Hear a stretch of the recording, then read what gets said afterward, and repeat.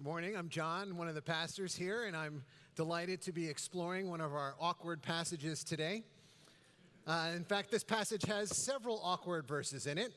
First, the religious leaders come to Jesus asking if they can divorce their wives for any and every reason. And Jesus says, no. In fact, the only reason you may divorce is for sexual infidelity. If you divorce for any other reason and remarry, then that's adultery, says Jesus. Well, without a more kind of generous escape clause, Jesus' disciples figure that marriage is just a trap, and they want to avoid it. And Jesus says, I'm going to give you one step further. Consider being a eunuch.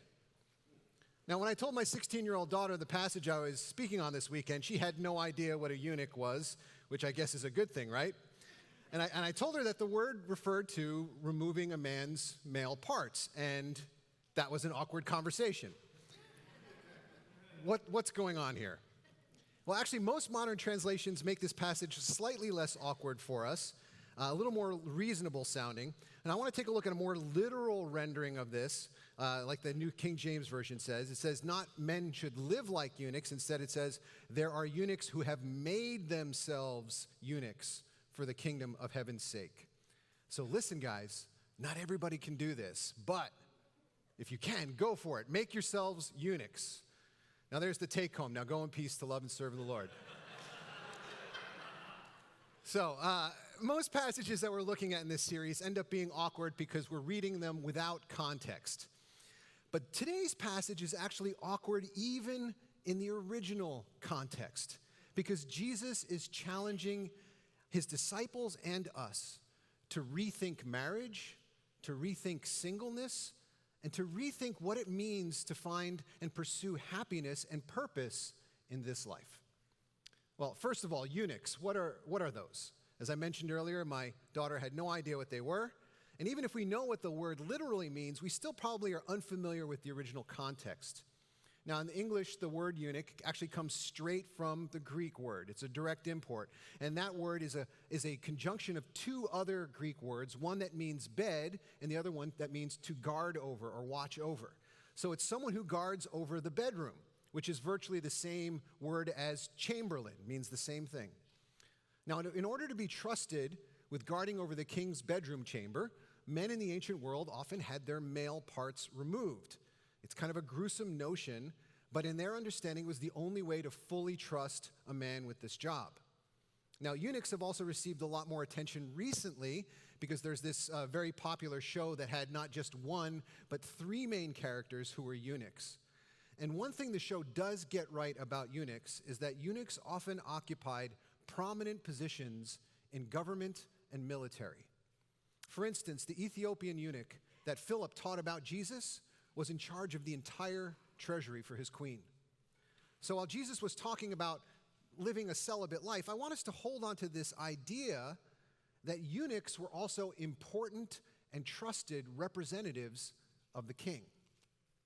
So the role of the eunuch in ancient society is one part of the context for today's awkward passage, and it's strange and unfamiliar to most of us. But the other part of this context is actually quite familiar to us. It's a conversation about marriage and divorce and under what conditions one might choose to no longer be married. Have you ever wondered under what circumstances God might say it's okay to get a divorce?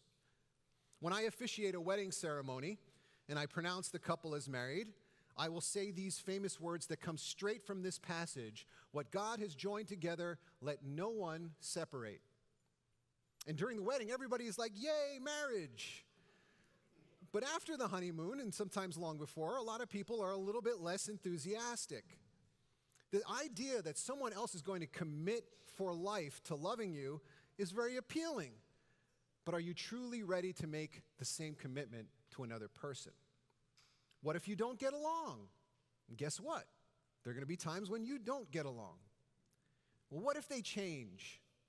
They will. What if we're not in love anymore? Everyone falls in and out of love.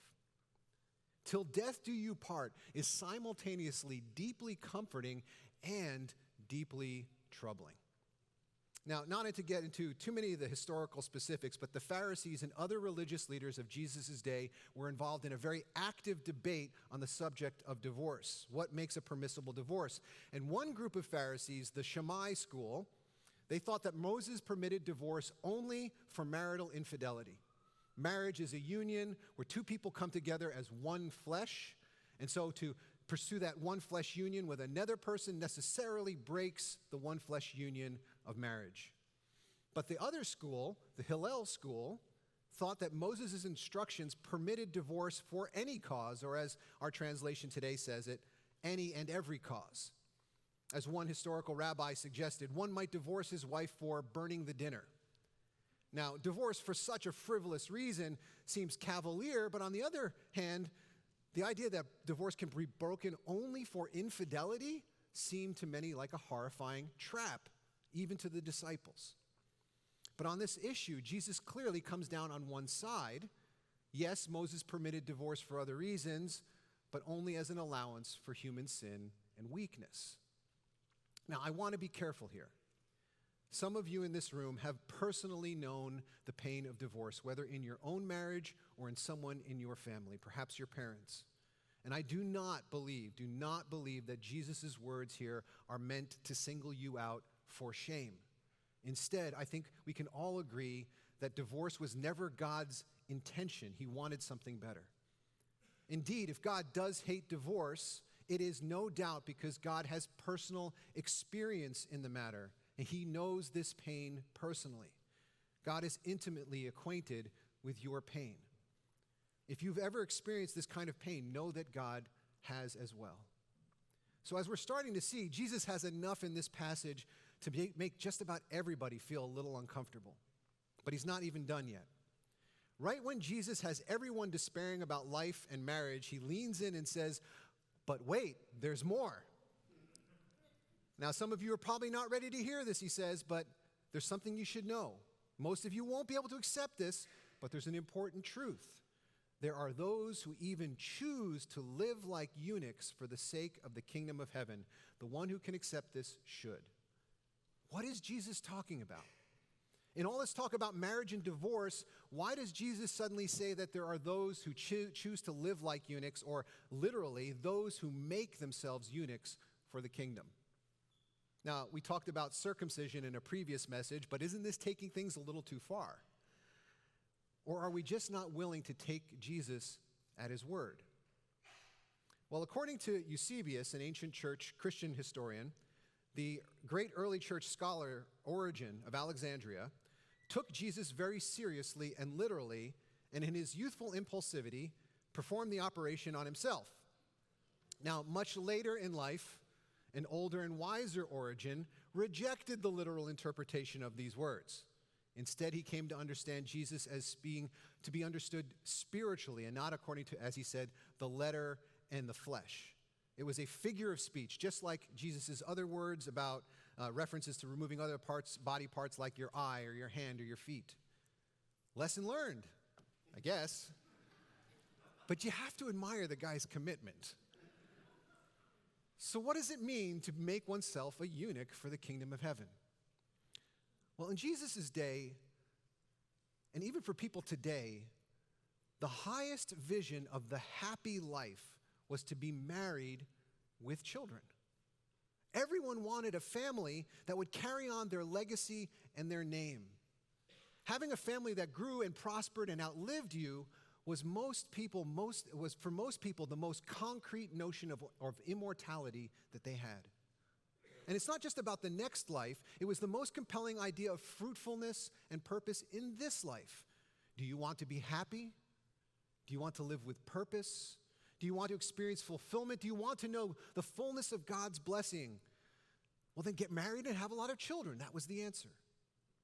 And for many of us today, our vision of happiness and fulfillment may not be that different.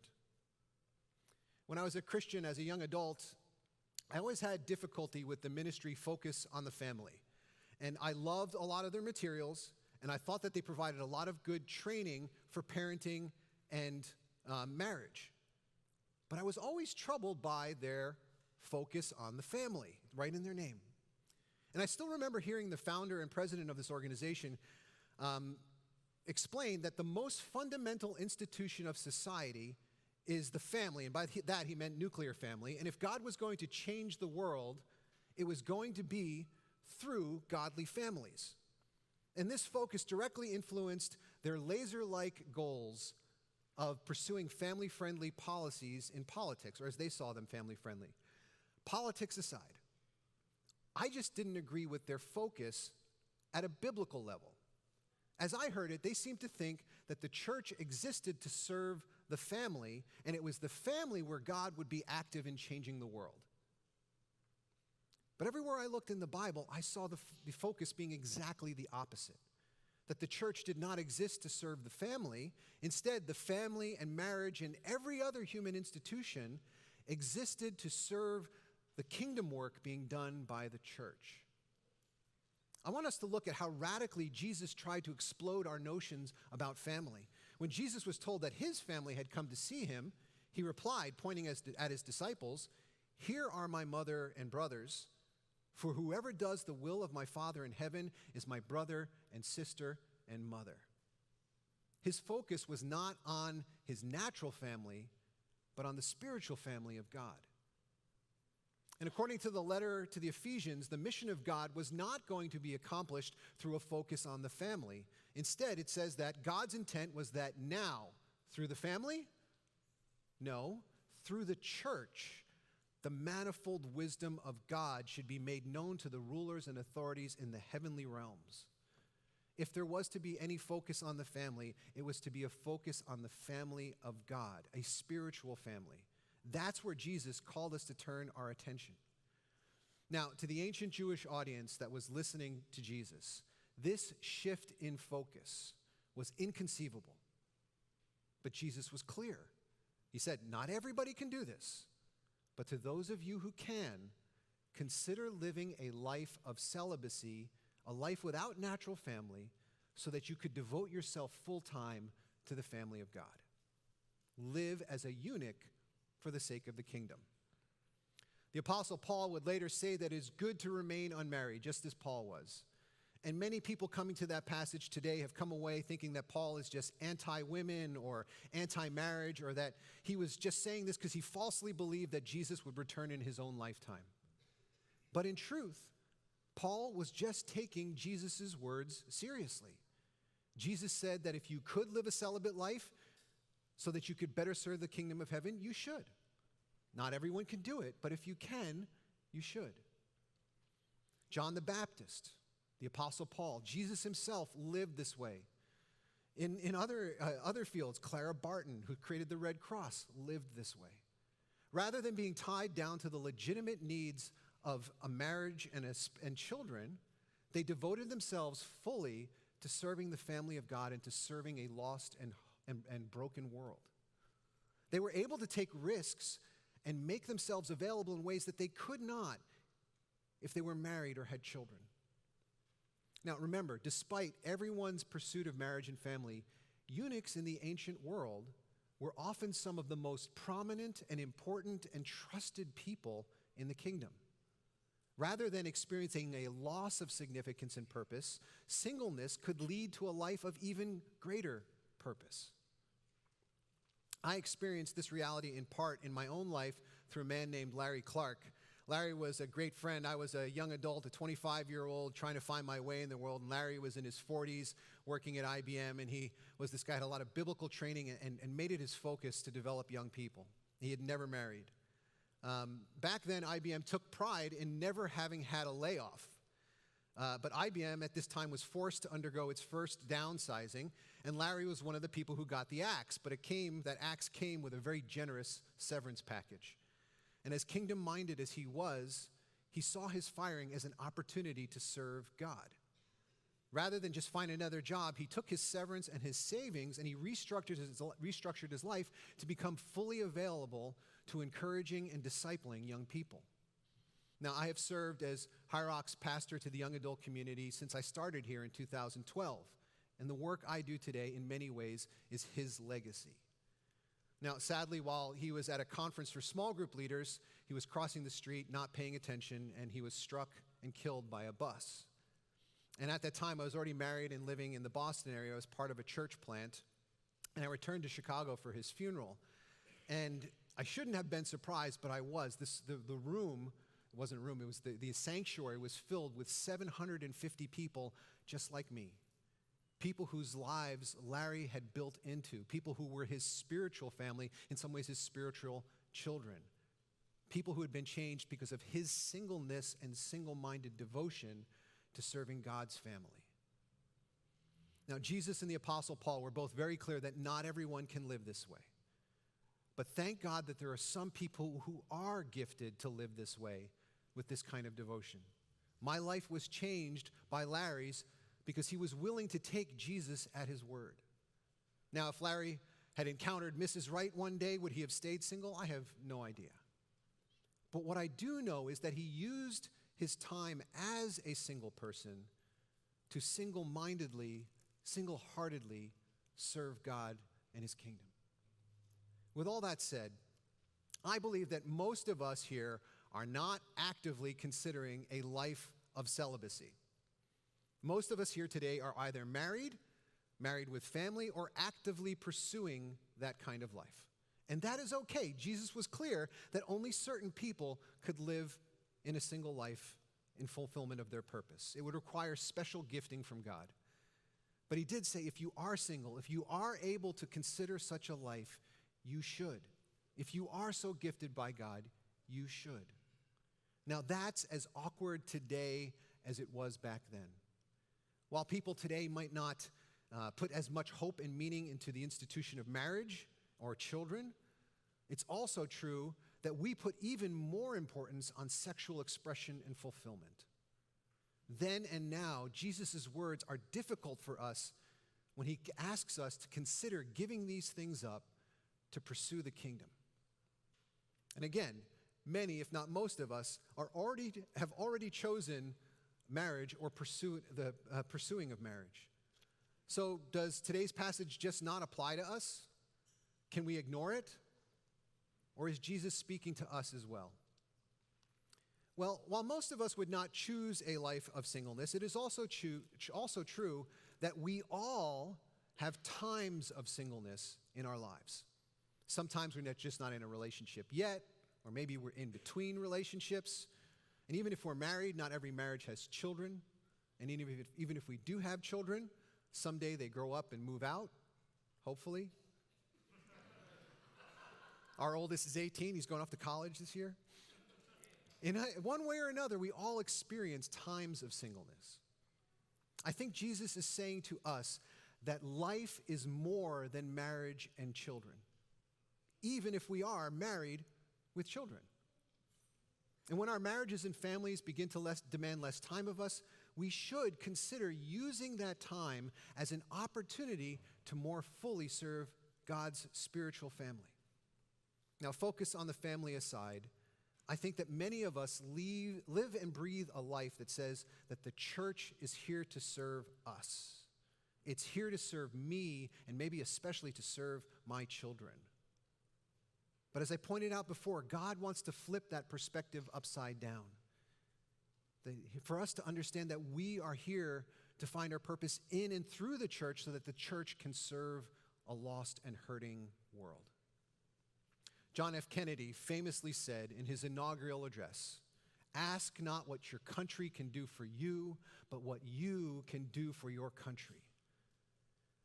How much more could Jesus ask us? Ask not what the church can do for you, but what you can do for the church. Ask not what the kingdom of God can do for you, but what you might do for God's kingdom. What might you do in and through your church? What might you do for your spiritual family? How might God have you do something more than you have done so far for his kingdom? I mean, how will this world change? Think about how broken this world is. Just this weekend, we had 2 mass shootings. There are any number of other things we could point to how broken this world is. But how will this world mend if people are not willing to focus on more than just their own family? There are times when your natural family will have to come first. And if you are married, if you're a parent, you have a responsibility that no one else bears. But to the degree that you experience freedom especially during times of singleness or when your children become more independent, I believe that God calls you to devote yourself more fully to your spiritual family. Can you love Jesus while snubbing his bride, the church? Or as one early church leader put it, the one who would have God as father must have church as mother. I believe today that the awkward words of Christ are an opportunity for us to consider how we might use our freedom and availability to serve more than just ourselves, to serve God.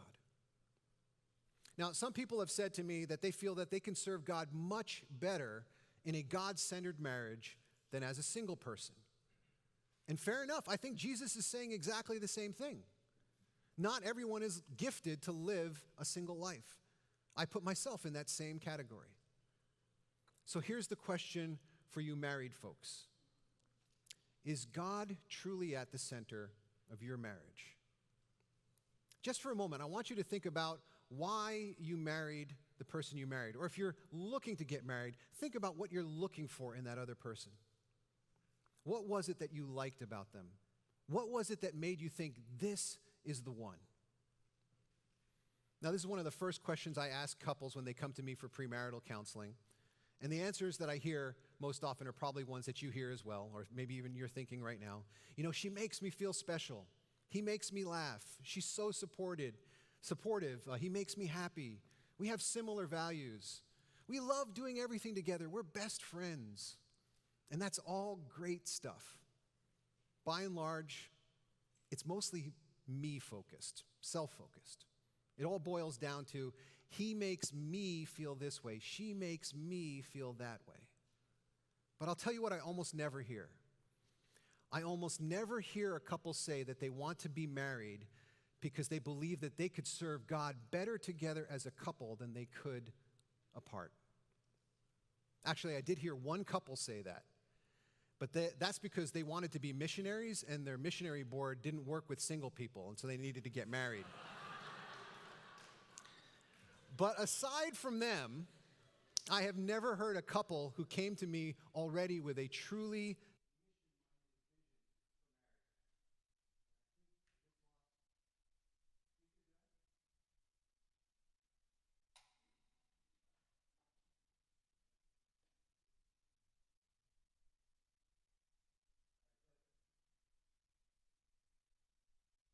Okay, so aside from them, I've never had a couple come to me already with a marriage, with a mission-minded vision for marriage. It's almost always a me-minded mission. I want to get married because it will make me happier. That's what it boils down to. And I believe what Jesus is saying is that he would like people to consider singleness because they can become even more mission-minded as single people. But I believe even us married folks can become more mission-minded as well. Now, for the final session of premarital counseling, I give them an exercise that I originally found in a magazine called Marriage Partnership. It's an article called Beyond Happily Ever After, and it includes a couple's own story of finding mission in their marriage. And they said that many Christian couples believe that God meant them to be with the other person, that God brought them together. But if that's truly the case, is it possible that God puts you in each other's lives for a purpose larger than your mutual comfort? Even more to the point, is there something that God might choose to do through you as a couple that he might not do through you alone?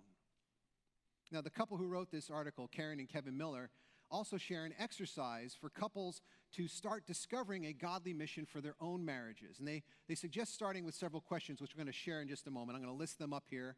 They're also available as handouts on the side tables as you leave service today. I'm also going to put them up on the website in a blog post so you can look at them there and read the original article and hear their own story. But their questions are these: what are my God-given abilities and what are my spouse's? What significant experiences has God used to shape me? What kinds of people do I care about and like to work with? And what kinds of people does my spouse care about and like to work with? What kind of things, whatever they might be, do I care about and like to work with? What about my spouse? Number 5 is, what are some ways we've accomplished something together? Oftentimes when people answer that question, the only thing they can point to is they planned a wedding. Or maybe we had kids together, right? Hopefully you can add something more than that. Number 6, as I've thought about and prayed about and read the Bible, what do I sense God might be saying to us? And for some of you, those might be helpful questions. Others of you might not find them as helpful. But what they really do suggest is to begin this process of praying together, of dreaming together, of talking with each other, and then writing it all down. Because maybe God did bring you together for a purpose. And maybe that purpose is bigger than you've imagined. And maybe it's time to discover what God might do through you together that he might never do through you alone. Now, it is my hope today that if you are single, either by choice or by circumstance, whether for a short time or a long time, my hope is that you will hear hope in Jesus' difficult and awkward words. That you will find hope, first of all, that marriage and sexual companionship is not the greatest good in life. Today's culture may portray sex as a necessary expression of our identity and humanity, but there is so much more. Jesus' own life was a powerful display that there is so much more to this life. And as Larry Clark showed me, you will find, or may find, far more purpose and happiness seeing your singleness as an opportunity rather than as a curse. Maybe like Larry, you might even experience the fulfillment of this kingdom-centered hope that was expressed by the prophet Isaiah when he spoke about a future time when, because he said, "Sing, barren woman, you who have never borne a child, burst into song, shout for joy, you who are never in labor, because more are the children of the desolate woman than of her who has a husband, says the Lord." For those of you who are seeking marriage or are already married, I hope that this week will give you an opportunity to start a conversation about having a more mission-oriented mindset in your marriage. And why did you get married? Talk about that. Are you willing to discover that God has a bigger vision for your marriage than you do? Are you willing to consider this? I hope that you will take this time this week to begin a process of praying and dreaming and talking and writing things down, that you would ask God to use your marriage and your family as an opportunity to bless and to minister to this lost and hurting world. Would you pray with me?